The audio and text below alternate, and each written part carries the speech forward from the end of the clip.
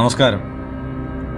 തീവ്രവാദം, പ്രത്യേകിച്ച് മതതീവ്രവാദം, എത്ര തീവ്രമായി മനുഷ്യജീവിതങ്ങളെ ബാധിക്കുമെന്നും തകർക്കുമെന്നും ഏറ്റവും ഒടുവിൽ ബോധ്യപ്പെട്ടത് ഹമാസ് തീവ്രവാദികൾ ഒക്ടോബർ 7-ന് സംഗീതം ആസ്വദിച്ചിരുന്നവരുടെ ഇടയിലേക്ക് വെടിയുണ്ടകളുമായി പറന്നിറങ്ങി മരണം വിതച്ചപ്പോഴാണ്.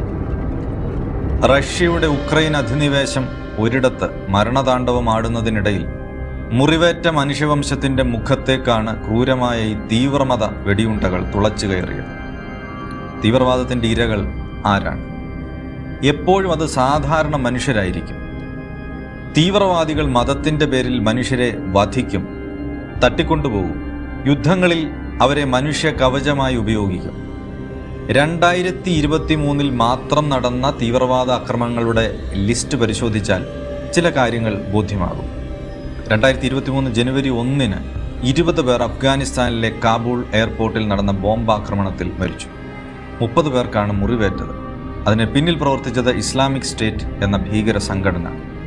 ജനുവരി 11-ന് കാബൂളിൽ നടന്ന സൂയിസൈഡ് ബോംബിങ്ങും ഇതേ സംഘടന ചെയ്തത്. മരിച്ചത് 20-ലധികം എന്ന് കണക്ക്. കോങ്കോയിൽ ജനുവരി 15 ഒരു പെൻഡക്കോസ്റ്റൽ പള്ളിയിൽ ഇസ്ലാമിക് സ്റ്റേറ്റ് നടത്തിയ ബോംബാക്രമണത്തിൽ 17 പേർ മരിച്ചു, 39 പേർക്ക് മുറിവേറ്റു. 2023 ജനുവരി 27-ന് ഇറാനിലെ അസർബൈജാനി എംബസിയിൽ വെടിവെപ്പ് നടന്നു. അന്ന് തന്നെ ജെറുസലേമിലെ സിനഗോഗിൽ വെടിവെപ്പ് 8 മരണം.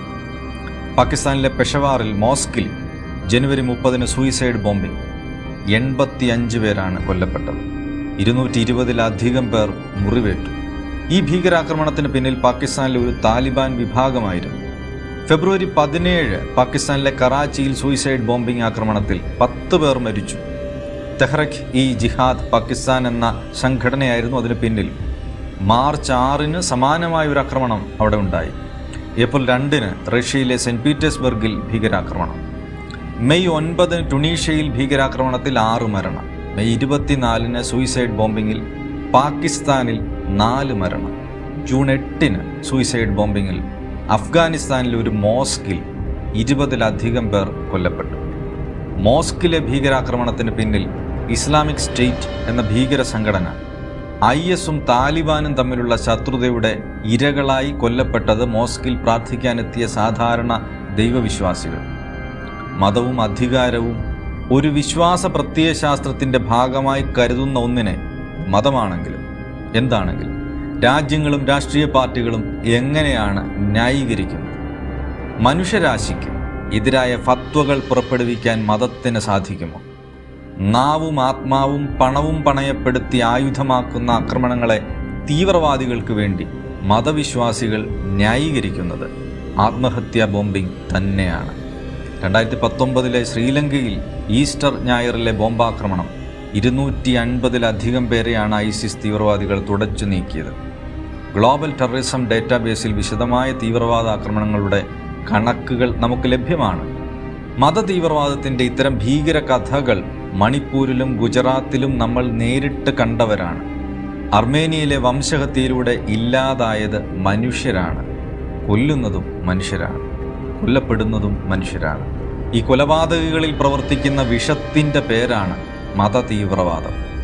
ജനാധിപത്യത്തിൽ വിശ്വസിക്കുന്ന, മനുഷ്യ നന്മ ലക്ഷ്യമാക്കുന്ന പൊതുപ്രവർത്തകരും രാഷ്ട്രീയ പാർട്ടികളും അതിൻ്റെ നേതൃത്വവും കേവലം വോട്ടിനു വേണ്ടി, അധികാരത്തിന് വേണ്ടി ഹമാസ് പോലെയുള്ള തീവ്രവാദ പ്രസ്ഥാനങ്ങളെ ന്യായീകരിക്കുന്നത് ആത്മഹത്യാപരമാണ്, മനുഷ്യവംശത്തോട് ചെയ്യുന്ന ക്രൂരതയാണ്. തീവ്രവാദികൾ മതവിശ്വാസികളുടെ ശത്രുക്കളാണ്. അവർ മതത്തെ അധികാരത്തിന് വേണ്ടി ഒറ്റുകൊടുക്കുന്നവരാണ്. അവരെ ന്യായീകരിച്ചുകൊണ്ടാവരുത് ജനാധിപത്യ കാലത്തെ രാഷ്ട്രീയ നേതൃത്വം പെരുമാറേണ്ടത്. മതവിശ്വാസികളെ പോലും ഇല്ലാതാക്കുന്ന വെറുപ്പിൻ്റെ സൂയിസൈഡ് ബോംബുകളാണ് തീവ്രവാദികൾ എന്ന് തിരിച്ചറിയണം. യഥാർത്ഥ മതവിശ്വാസികൾ ഇത്തരം തീവ്ര മതക്കാർക്കെതിരെ ജനാധിപത്യ ബോധത്തോടെ സമരങ്ങളിൽ ഏർപ്പെടുന്നത് നാം കാണുന്നു. അത്തരൊരു മികച്ച മാതൃകയാണ് 2023 നോബൽ പുരസ്കാരം നേടിയ ഇറാനിലെ നാർഗസ് മുഹമ്മദി. ഇറാനിലെ സദാചാര പോലീസിൻ്റെ കസ്റ്റഡിയിൽ 2022 സെപ്റ്റംബറിൽ കൊല്ലപ്പെട്ട മഖ്സാജിന അമിനി എന്ന കുർദിഷ് യുവതിയുടെ ഓർമ്മകളിൽ 1979 സ്ഥാപിതമായ ഇറാനിലെ മതാധിപത്യ ഭരണകൂടത്തിനെതിരെ ചരിത്രത്തിൽ ഏറ്റവും വലിയ രാഷ്ട്രീയ പ്രകടനങ്ങൾ ഉണ്ടായി. പലസ്തീൻ്റെ പേരിൽ മതാധിപത്യ ഭരണകൂടങ്ങളെ ഹമാസിൻ്റെ തീവ്രവാദികളെ പിന്തുണയ്ക്കുന്നവരെ സൂക്ഷിക്കണം. അവർ മനുഷ്യരുടെ, മതത്തിൻ്റെ ശത്രുക്കളാണ്. മതതീവ്രവാദികൾ മനുഷ്യരുടെയും മതത്തിൻ്റെയും ശത്രുക്കളാണ്, മറക്കരുത്.